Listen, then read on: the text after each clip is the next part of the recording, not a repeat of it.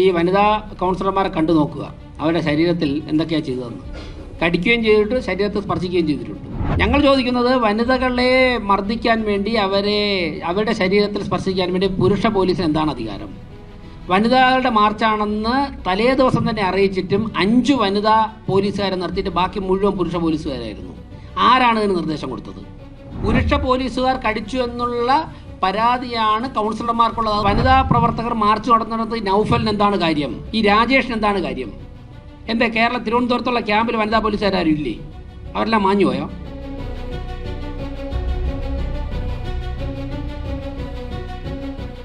നമസ്കാരം. ഇക്കഴിഞ്ഞ ദിവസം തിരുവനന്തപുരം വട്ടിയൂർക്കാവിലെ പോലീസ് സ്റ്റേഷനിലേക്ക് BJPയുടെ വനിതാ കൗൺസിലർമാർ മാർച്ച് നടത്തിയിരുന്നു. ഈ മാർച്ചിൽ പുരുഷ പോലീസ് ഉദ്യോഗസ്ഥർ ഉൾപ്പെടെ വനിതകളെ, ഈ ഒരു പ്രതിഷേധത്തിനായി എത്തിയ വനിതകളെ കടിച്ചു എന്നുള്ള പരാതിയാണ് നിലവിലിപ്പോൾ ഉയർന്നു വരുന്നത്.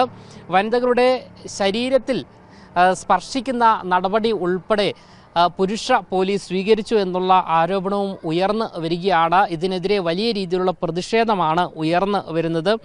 ഈ ഒരു വിഷയത്തിൽ ഇപ്പോൾ തിരുവനന്തപുരം നഗരസഭാ മേയർ മാധ്യമങ്ങളോട് പ്രതികരിക്കുകയാണ്. കടിക്കുക മാത്രമല്ല, നിങ്ങൾ ഈ വനിതാ കൗൺസിലർമാരെ കണ്ടു നോക്കുക, അവരുടെ ശരീരത്തിൽ എന്തൊക്കെയാണ് ചെയ്തതെന്ന്. ഈ പറഞ്ഞ പേരുകാരൻ ഈ നൗഫൽ എന്തൊക്കെയാണ് ചെയ്തതെന്ന് മാധ്യമപ്രവർത്തകർ ഇത് കഴിഞ്ഞിട്ട് നേരെ പോയിട്ട് ഈ കൗൺസിലർമാരെ കാണുക. ഞാൻ പത്രസമ്മേളനത്തിൽ പറഞ്ഞത് അതിലപ്പുറം ഉണ്ട്. അവരുടെ പരാതിയുള്ള കാര്യങ്ങളൊക്കെ ഉണ്ട്. കടിക്കുകയും ചെയ്തിട്ട് ശരീരത്തെ സ്പർശിക്കുകയും ചെയ്തിട്ടുണ്ട്. ഞങ്ങൾ ചോദിക്കുന്നത്, വനിതകളെ മർദ്ദിക്കാൻ വേണ്ടി അവരുടെ ശരീരത്തിൽ സ്പർശിക്കാൻ വേണ്ടി പുരുഷ പോലീസിന് എന്താണ് അധികാരം? വനിതകളുടെ മാർച്ചാണെന്ന് തലേ ദിവസം തന്നെ അറിയിച്ചിട്ടും 5 വനിതാ പോലീസുകാരെ നിർത്തിയിട്ട് ബാക്കി മുഴുവൻ പുരുഷ പോലീസുകാരായിരുന്നു. ആരാണ് ഇതിന് നിർദ്ദേശം കൊടുത്തത്? പറയും.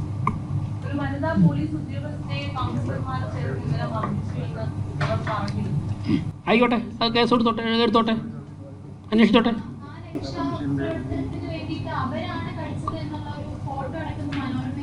അപ്പൊ കടിച്ചു എന്ന് സമ്മതിച്ചു. അല്ല, ഞാൻ പറയട്ടെ, അല്ല കടിച്ചോ ഇല്ലയോ? അപ്പോൾ മനോരമയുടെ ലേഖനം ഉണ്ടോ? മനോരമയിൽ ആരെങ്കിലും ഉണ്ടോ? ചാനലിൻ്റെ ആരെങ്കിലും ഉണ്ടോ? സനകരിക്കല്ലേ? മനോരമ വന്നത് ശരിയാണല്ലോ, മനോരമയിൽ വന്നത് ശരിയാണല്ലോ. തെറ്റാണെന്ന് പറയാൻ പറ്റില്ലല്ലോ. അപ്പം അല്ല, കടിച്ചു മനോരമ വന്നത് ശരിയാണല്ലോ. സനക കടിച്ചു എന്നുള്ളത് ശരിയാണല്ലോ. ശരി, അപ്പം കടിച്ചു എന്ന് നിങ്ങൾ രണ്ടുപേരും സമ്മതിച്ചു. കടിക്കുന്ന ചിത്രമാണോ വന്നിരിക്കുക? ഫോട്ടോ എടുത്തത്, ചിത്രത്തിൻ്റെ ഫോട്ടോ എടുത്ത മനോരമയുടെ ഫോട്ടോഗ്രാഫറല്ലേ? പുരുഷ പോലീസ് കടിച്ചു. നിങ്ങൾ കാര്യം ചെയ്യൂ. അല്ല, കടിച്ചല്ല, പുരുഷനാണ് കടിച്ചത്. പുരുഷ പോലീസുകാർ കടിച്ചു എന്നുള്ള പരാതിയാണ് കൗൺസിലർമാർക്കുള്ളത്. അത് വസ്തുതയാണ്. ഞങ്ങൾ ഇന്നലെ രാത്രി, ഞാൻ പോയി മുൻ കേന്ദ്രമന്ത്രി ശ്രീ V. മുരളീധരൻ ഉൾപ്പെടെ ഉള്ളവർ ആശുപത്രിയിൽ പോയി ഇവരുമായിട്ട് സംസാരിച്ച് അത് ബോധ്യപ്പെട്ടതിൻ്റെ അടിസ്ഥാനത്തിലാണ് ഞങ്ങളിന്ന് പത്രസമ്മേളനം വിളിച്ചത്. ഇന്നലെ ഞാൻ വിളിച്ചില്ലല്ലോ. ഇന്നലെ രാത്രി 11-12 മണി വരെ മർദ്ദനമേറ്റ ഓരോ കൗൺസിലർമാരെയും മേയർ എന്നുള്ള നിലയ്ക്ക് ഞങ്ങൾ പോയി കണ്ട് ഓരോരുത്തരോടും ചോദിച്ച് സംസാരിച്ച് വിവരങ്ങൾ ശേഖരിച്ചതിൻ്റെ അടിസ്ഥാനത്തിലാണ്. പുരുഷ പോലീസുകാർ കടിച്ചിട്ടുണ്ട്. ഈ നൗഫൽ ശാരീരികമായി ഉപദ്രവിച്ചിട്ടുണ്ട്. വനിതാ പ്രവർത്തകർ മാർച്ച് നടത്തുന്നത് നൗഫലിന് എന്താണ് കാര്യം? ഈ രാജേഷിന് എന്താണ് കാര്യം? എന്താ കേരള തിരുവനന്തപുരത്തുള്ള ക്യാമ്പിൽ വനിതാ പോലീസുകാരും ഇല്ലേ? അവരെല്ലാം മാഞ്ഞു പോയോ? ഒരു 250 മഹിളാ മോർച്ച പ്രവർത്തകരെ, കൗൺസിലർമാരെ പ്രിവെൻറ്റ് ചെയ്യാനുള്ള വനിതാ പോലീസൊക്കെ അങ്ങനെയാണെന്നുണ്ടെങ്കിൽ പോലീസ് സംവിധാനം പിരിച്ചു വിടട്ടെ. കടിക്കുന്ന ആൾക്കാരെ ഇവിടെ ഉള്ളൂ. അത് DGP ഉൾപ്പെടെയുള്ള മറുപടി പറയണം. തീർച്ചയായിട്ടും. പിന്നെ അതും അതിലപ്പുറവും പോകും. ഞാൻ നേരത്തെ പറഞ്ഞല്ലോ, ദേശീയ പട്ടികജാതി കമ്മീഷനിലേക്ക് പോകുന്നുണ്ടെന്ന്.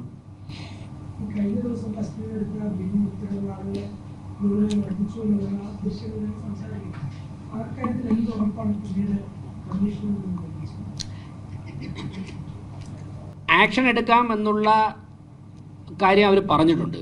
പക്ഷേ ഈ തെരഞ്ഞെടുപ്പ് സമയത്ത് ട്രാൻസ്ഫറായി വന്ന ഉദ്യോഗസ്ഥരെ നിയന്ത്രിക്കാൻ വേണ്ടി പോലീസിൻ്റെ മേധാവികൾക്ക് കഴിയുന്നില്ലെന്നാണ് ഞങ്ങൾ നടത്തിയ നിരീക്ഷണത്തിൽ മനസ്സിലാവുന്നത്.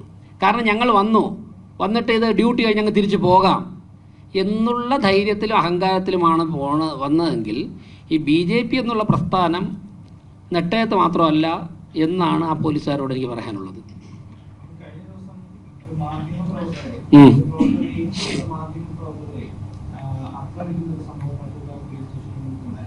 അമൃത ടിവിയിലെ റിപ്പോർട്ടർ മുകളിലത്ത് BJP പ്രവർത്തനം ഇരിക്കുന്ന ദൃശ്യം പുറത്തുവിടും.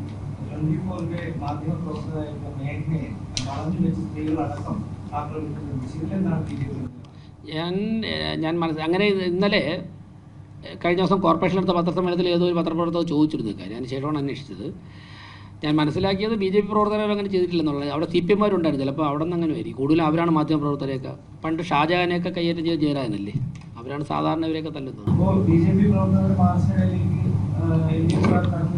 അല്ല, എനിക്കറിയില്ല. സാധാരണ മാധ്യമപ്രവർത്തകരെ ഉപദ്രവിക്കുന്നത് കടക്കു പുറത്തുനിന്നൊക്കെ പറയുന്നത് CPM നേതാക്കന്മാരാണ് സാധാരണ.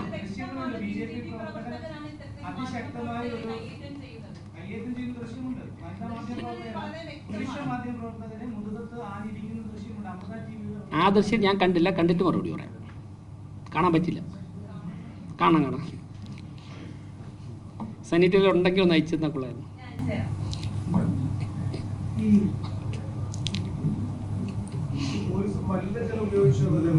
നിങ്ങൾ കണ്ടു നോക്കത്.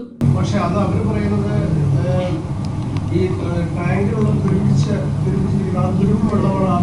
തീരുന്നവരെ തുരുമ്പായിരുന്നോ? ഞാൻ പോലീസിന്റെ ടാങ്കിൽ തീരുന്നതുവരെയും തുരുമ്പായിരുന്നോ? അല്ല, അങ്ങനെയാണെങ്കിൽ മാറ്റണം. ഇനി പൈസയിലെ നമുക്ക് പൈസ കടിപ്പാം. പോലീസിന്റെ ടാങ്കിൽ തീരുന്നവരെ തുരുമ്പായിരുന്നോ? തീരുന്നവരെ അതുപോലത്തെ വെള്ളമാണല്ലോ. ഇത് ബോധപൂർവ്വം അണുബാധയേറ്റ വെള്ളം കൊണ്ടുവരികയായിരുന്നു. പിന്നെ തുരുമ്പെന്നാ പറയാൻ പറ്റില്ല. എന്തെന്നറിയോ, ഇത് 6 മാസം മുമ്പ് ശേഖരിക്കുന്ന വെള്ളമല്ല. ജലപീരങ്കി ഉപയോഗിക്കേണ്ട ദിവസം രാവിലെ പോയി അന്ന് രാവിലെ ഇത്ര മണിക്കൂറിന് മുമ്പേ വെള്ളം ശേഖരിക്കാവുള്ളൂ എന്ന് ആക്ടിൽ പറയുന്നുണ്ട്. നിങ്ങളൊന്ന് പരിശോധിച്ച് നോക്ക്. വെള്ളം തുരുമ്പിൽ വരണമെന്നുണ്ടെങ്കിലൊക്കെ കുറേ ദിവസം മുമ്പ് എടുത്തിടണം. അതൊന്നും നമ്മളോട് പറയണ്ട. ഞങ്ങളിപ്പോഴാണ് ഇവിടെയൊക്കെ ഇരിക്കുന്നത്. ഞങ്ങൾ ഒരുപാട് ഈ വെള്ളത്തിലൊക്കെ കളിച്ചിട്ടും കുളിച്ചിട്ടുള്ളവരാണ്. അതുകൊണ്ട് എന്തോ അതാണ് സത്യത്തിൽ അത് ഒഴിവാക്കേണ്ടായിരുന്നു. മനുഷ്യന് കുടിക്കാനും കുളിക്കാനും വെള്ളം കിട്ടുന്നില്ല. അതായത് ഇതുപോലുള്ള ഏതെങ്കിലും മൂലക്കിരുത്തേണ്ട പോലീസ് ഉദ്യോഗസ്ഥന്മാരെ ലോ ആൻഡ് ഓർഡറിൽ കൊണ്ടുവിടുന്നതിൻ്റെ പ്രശ്നമാണ്. ഒരു തെരഞ്ഞെടുപ്പ് ജയിക്കാനൊക്കെ തന്നെ കോമൺ സെൻസ് ഇല്ലാത്ത, നിയമം അറിയില്ലാത്ത, ഈ നമ്മുടെ യൂണിവേഴ്സിറ്റി കോളേജിലൊക്കെ നടത്തിയില്ലേ നേരത്തെ കോപ്പി അടിച്ചവരൊക്കെ, ഈ ടൈപ്പ് പോലീസ് ഉദ്യോഗസ്ഥന്മാരെ കൊണ്ടുവച്ചിട്ട് ഈ തെരഞ്ഞെടുപ്പ് ജയിക്കാൻ നോക്കുന്നതിൻ്റെ ഫലമാണ് ഒരു ഗവൺമെൻറ് അനുഭവിക്കുന്ന, ഒരു ജനം അനുഭവിക്കുന്നത്, ജനത. ഇവരൊക്കെ സർവീസ് കയറി അവരെ പിരിച്ചുവിടാൻ പറ്റില്ലേ? അതിൽ മൂലക്കിരുത്തണം, വല്ല ഫയലൊക്കെ നോക്കാനോ പൊടിയടിക്കാനൊക്കെ.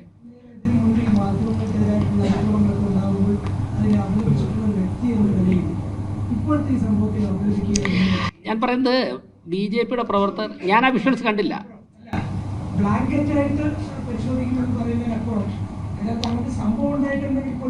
അല്ല, മാധ്യമപ്രവർത്തകരെ രണ്ട് കാര്യങ്ങളാണ് സാറേ. ഞാനൊരു കാര്യം പറയാം. 2 കാര്യങ്ങളാണ് ശ്രദ്ധിക്കേണ്ടത്. ഒന്ന്, മാധ്യമപ്രവർത്തകരെ ഒരു കാരണവശാലും വാക്കുകൊണ്ടോ അല്ലെങ്കിൽ പ്രവൃത്തി കൊണ്ടോ അവരുടെ ശാരീരികമായിട്ടോ അവരുടെ പ്രവർത്തനത്തെ തടസ്സപ്പെടുത്താൻ പാടില്ല എന്നുള്ളൊരു ജനറൽ പോളിസിയാണ് BJPക്കുള്ളത്. ദേശീയ തലത്തിൽ തന്നെ. നിങ്ങൾ ദേശീയ തലത്തിൽ BJPയുടെ ഏതെങ്കിലും ഇത്രയും കാലം ഞങ്ങളുടെ പാർട്ടി രൂപം കൊണ്ടതിന് ശേഷം ഇന്ന് വരെ ഏതെങ്കിലും ഒരു മാധ്യമപ്രവർത്തകനെയോ മാധ്യമ സ്ഥാപനത്തെയോ ഞങ്ങളുടെ പാർട്ടിയുടെ പോളിസിയിൽ നിന്ന് മാറി ഏതെങ്കിലും ഒരു ലക്ഷക്കണക്കിന് കോടിക്കണക്കിന് മെമ്പർഷിപ്പുള്ള ലക്ഷക്കണക്കിന് നേതാക്കന്മാരുടെ പാർട്ടിയാണ് എവിടെയെങ്കിലും ചെയ്തിട്ട്. ഇതാണ് ജനറൽ പ്രിൻസിപ്പിൾ. പിന്നെ മാധ്യമപ്രവർത്തകർ ഒരു കാര്യം മനസ്സിലാക്കേണ്ടത്, മാധ്യമപ്രവർത്തകർ വാർത്തകൾ കൊടുക്കുന്ന സമയത്ത് പരമാവധി സത്യസന്ധമായ വാർത്തകൾ കൊടുക്കും. അല്ല, ഞാൻ പറയുന്നത് സത്യസന്ധമായ വാർത്തകൾ കൊടുക്കണമെന്നൊരു അഭ്യർത്ഥന ഒന്നുകൂടി ചെക്ക് ചെയ്തിട്ട് ഒരു വാർത്ത കേൾക്കുമ്പോൾ തന്നെ കൊടുക്കുന്നത് നല്ല കാര്യമാണ്. എവിടെയെങ്കിലും ഒന്നുകൂടെ ഒന്ന് ചെക്ക് ചെയ്തിട്ട് കൊടുത്താൽ നല്ലതാണെന്ന് വ്യക്തിപരമായിട്ട് അഭ്യർത്ഥനയുണ്ട്. നിങ്ങളുടെ സ്വാതന്ത്ര്യത്തിൽ കടന്നു കയറുന്നതല്ല. എന്നാലും പറഞ്ഞില്ല. ഓരോ രാഷ്ട്രീയ കാഴ്ചപ്പാടുകളുള്ള മാധ്യമ സ്ഥാപനങ്ങൾ കൂടി പ്രവർത്തിക്കുന്ന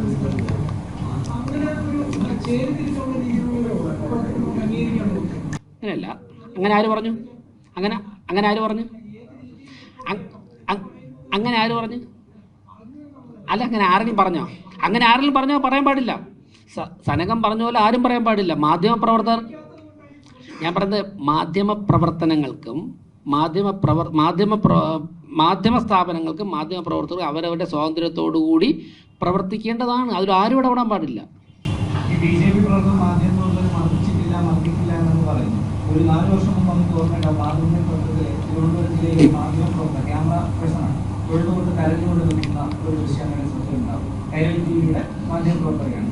അത് BJP പ്രവർത്തകർ ആക്രമിച്ചതിന്റെ ഫലമായിട്ട് മാതൃഭൂമി പത്രത്തിലാണ് ആ ദൃശ്യം. അപ്പോൾ BJP പ്രവർത്തകർ മാധ്യമപ്രവർത്തകരെ മർദ്ദിച്ചിട്ടില്ല എന്ന് പറയുന്നത് നിങ്ങളിങ്ങനെയൊക്കെ ഉള്ള സാഹചര്യങ്ങൾ സ്വാഭാവികമായിട്ടും പൊതുരംഗത്തൊക്കെ തന്നെ ചില സമയത്ത് നമ്മുടെ കൺട്രോളിൽ നിൽക്കാത്ത ചില സാഹചര്യങ്ങൾ ചില സമയത്ത് എല്ലാ സ്ഥലങ്ങളിലും ഉണ്ടാവാറുണ്ട്. നമുക്ക് എല്ലാവർക്കും പരസ്പരം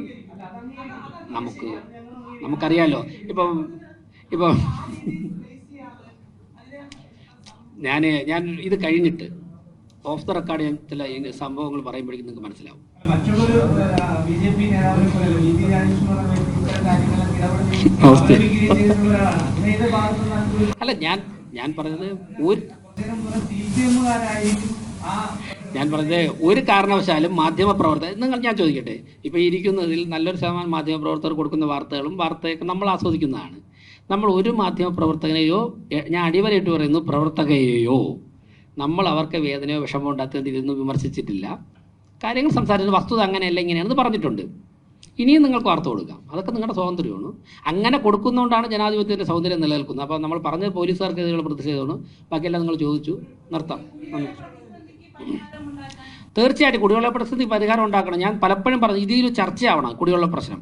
കുടിവെള്ള പ്രതിസന്ധി തിരുവനന്തപുരത്തും കേരളത്തിൽ വലിയ ചർച്ചയാവണം. കാരണം എന്താ പറയുക, 1000 ലിറ്റർ വെള്ളം, അതാണ് നമ്മൾ ചോദിക്കേണ്ട ചോദ്യം. 1000 ലിറ്റർ വെള്ളം അരുവിക്കരയിൽ നിന്നും കൊണ്ടുവന്നാൽ 600 ലിറ്ററേ തിരുവനന്തപുരത്ത് എത്തുന്നുള്ളൂ.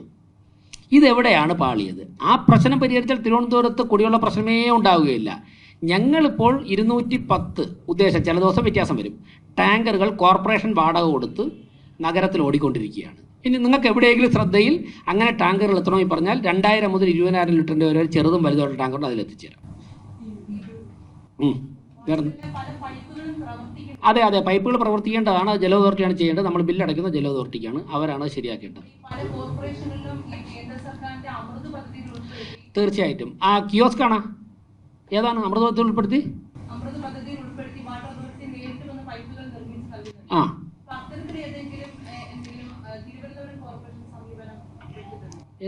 ഏതാണ് ചെയ്തുകൊണ്ടിരിക്കുകയല്ലേ? നേരത്തെ വർഷങ്ങളായി ചെയ്തുകൊണ്ടിരിക്കുകയല്ലേ കാര്യങ്ങൾ. ഇതിൽ പ്രശ്നം പൈപ്പില്ലാത്തല്ല, പ്രശ്നം പൈപ്പിലൂടെ വെള്ളം വരാത്തതാണ്.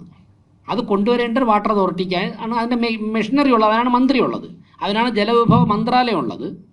അപ്പോൾ അവർ കൊണ്ടുവരുമ്പോൾ അവർ പറയുന്ന സഹായങ്ങൾ ചെയ്തു കൊടുക്കാനേ നമുക്ക് പറ്റുള്ളൂ. അക്കാര്യങ്ങൾ ഞങ്ങൾ പരമാവധി ചെയ്യുന്നുണ്ട്. ഇനി നമ്മൾ പറഞ്ഞ ഇത് ഞാൻ ഈ ഒരു സമയത്ത് പറയുന്നതല്ല, മേയർ എന്നുള്ള നിലയ്ക്കുള്ള ചുമതലയേറ്റതിന് ശേഷം കൃത്യമായിട്ട് നിരന്തര ഉദ്യോഗസ്ഥരുമായിട്ട് സമ്പർക്കമുള്ളതുകൊണ്ട് പിന്നെ പഠിച്ചതിന് ശേഷം പറയുകയാണ്, തിരുവനന്തപുരത്ത് അരുവിക്കരയിൽ നിന്നുള്ള വെള്ളം പൂർണ്ണമായിട്ടും എത്തുന്നില്ല, അവിടെ നിന്ന് കൊണ്ടുവരുന്ന വെള്ളം എത്തുന്നില്ല. അതുകൊണ്ട് തന്നെ വേനൽക്കാലം ആകുമ്പോഴേക്കും ആൾക്കാർ കൂടുതൽ വെള്ളം ഉപയോഗിക്കുമ്പോൾ ഫോഴ്സ് കുറയും. ഇനി ശുദ്ധീകരണ പ്ലാന്റിലേക്ക് 600 ലിറ്റർ എത്തുള്ളൂ, 1000 കൊണ്ടുവന്നാൽ അവിടെ നിന്ന് പിന്നെ ഈ കോർപ്പറേഷൻ്റെ പല ഭാഗത്തേക്കും പോകുമല്ലോ, അതിന് ലീക്കേജ് ഉണ്ട്, അപ്പോൾ വീണ്ടും കുറയും. അപ്പോൾ നമുക്കിവിടെ എത്തുന്ന വെള്ളത്തിൻ്റെ ക്വാണ്ടിറ്റി കുറയുന്നു. ഇതിനൊരു ഓൾട്ടർനേറ്റീവ് സംവിധാനം ഇപ്പം നെയ്യാർ ഡാം ഇതുവരെയും പറ്റിയിട്ടില്ല എന്നാണ് ഉള്ളത്. അപ്പം നെയ്യാർ ഡാമിൽ നിന്നായിട്ട് കണക്ട് ചെയ്ത് എന്തെങ്കിലും ചെയ്യാൻ സാധിക്കുമോ? അരുവിക്കരയിൽ വൃഷ്ടിപ്രദേശത്ത് ഉണ്ടാകുന്ന തടസ്സങ്ങൾ മാറ്റി കൂടുതൽ വെള്ളം ശേഖരിക്കാൻ സാധിക്കുമോ? നമുക്ക് പൈപ്പ് എന്താണ് വ്യത്യാസം വരുത്താൻ സാധിക്കും? ഏത് സ്ഥലം വരെ പുതിയ പൈപ്പ് ഇട്ടിട്ടുണ്ട്? ഇതിനെക്കുറിച്ചുള്ള സംസ്ഥാന സർക്കാരിൻ്റെ ഉൾപ്പെടെ ഇടപെട്ട് കേന്ദ്ര സർക്കാരിൻ്റെ പ്രതിനിധികളുമായിരുന്ന് വലിയൊരു ചർച്ച നടത്തി കേന്ദ്ര സംസ്ഥാന ഗവൺമെൻറ്റുകളുടെ ഫണ്ട് ഉപയോഗിച്ചുകൊണ്ട് വലിയൊരു പ്രോജക്റ്റ് കൊണ്ടുവരണം. ഇപ്പോഴെങ്കിലും കൊണ്ടുവന്നാൽ 2 വർഷം, മിനിമം 2 വർഷം കഴിഞ്ഞാൽ തീരും. ഇപ്പോഴെങ്കിലും കൊണ്ടുവന്നാൽ അടിസ്ഥാന പ്രശ്നം പരിഹരിക്കാൻ വേണ്ടി ഒരുമിച്ച് കേന്ദ്ര സംസ്ഥാന സർക്കാരുകളും തദ്ദേശ സ്വയംഭരണ സ്ഥാപനങ്ങളും കൂടി ഇരുന്ന് ചർച്ച ചെയ്താലേ പ്രശ്നം പരിഹരിക്കുകയുള്ളൂ.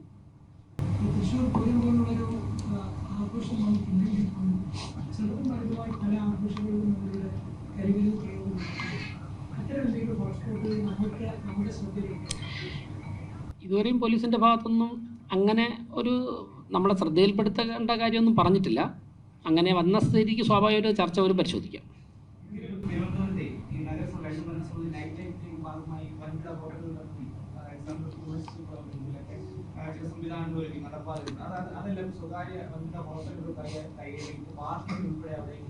കൊണ്ടുവന്ന് ഒരു ഇടപെടൽ നടത്തുന്നുണ്ട്. പകൽ സമയങ്ങളിൽ അവിടെ ഇരുമുണ്ട്, പക്ഷേ ആ സമയത്ത് അവർക്ക് പ്രവർത്തിക്കുന്നില്ല, വാഹനങ്ങളുമില്ല. അതേസമയം 6 മണി കഴിഞ്ഞാൽ വൻകിട വാഹനങ്ങൾ അവിടെ റോഡ് പോലുള്ള സാഹചര്യം. അവസാനം ചോദിച്ച ഒരു അടിയന്തരം എന്നുള്ള വാക്കിലേക്ക് ഞാനിപ്പോൾ വരുന്നില്ല. എനിവേ നിയമവിരുദ്ധമായിട്ട് പ്രവർത്തിക്കുന്ന എല്ലാ മേഖലകളിലും ഞങ്ങൾ ഇടപെടും. അതെപ്പോൾ ഇടപെടും, എന്ന് ഇടപെടുമെന്ന് ചോദിച്ചു കഴിഞ്ഞാൽ ഞങ്ങളതിൻ്റെ സമയം പറയാം. പക്ഷേ ആ ഇടപെടുന്ന സമയത്ത് മാധ്യമങ്ങൾ കോർപ്പറേഷൻ ചെയ്യുന്ന നിയമവിധേയമായിട്ടുള്ള കാര്യങ്ങൾക്ക് പൂർണ്ണ പിന്തുണ ഉണ്ടാവണം. ആയിരുന്നു. അതുകൊണ്ടാണ് വീണ്ടും അതിന് നന്ദി പറഞ്ഞുകൊണ്ടാണ് പറയുന്നത്. ഉണ്ടാകണം.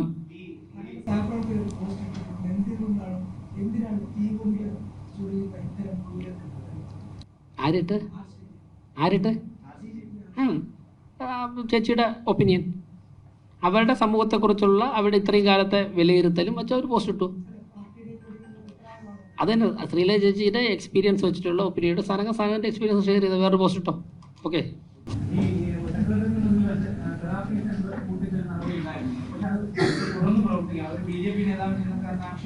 അല്ലല്ല, അങ്ങനെ BJP നേതാവിൻ്റെ ഒന്നുമല്ല. BJP ഞാൻ പറയാം, അത് സ്വാഭാവികമായിട്ടും ഒരു പ്രസ്ഥാനത്തിൽ ഏതൊരു സ്ഥാപനത്തിലായാലും ശരി തന്നെ ചില കണ്ടെത്തലുകൾ നടത്തി കഴിഞ്ഞാൽ ആ കണ്ടെത്തലുകളനുസരിച്ച് നടപടികൾ സ്വീകരിക്കും. ആ നടപടികൾ റെക്ടിഫൈ ചെയ്ത് കഴിഞ്ഞാൽ സ്വാഭാവികമായിട്ടും അല്ല, അത് ഹെൽത്ത് സെക്ഷനിൽ അന്വേഷിക്കും.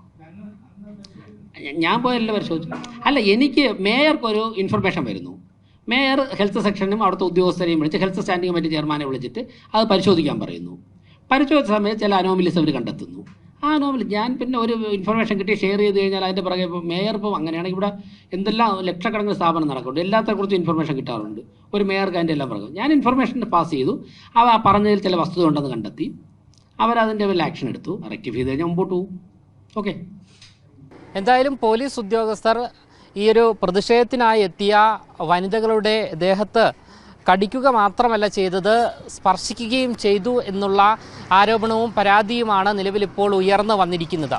ക്യാമറമാൻ അഖിൽ അശോകിനൊപ്പം അമൽ രുദ്ര, മറുനാടൻ മലയാളി, തിരുവനന്തപുരം.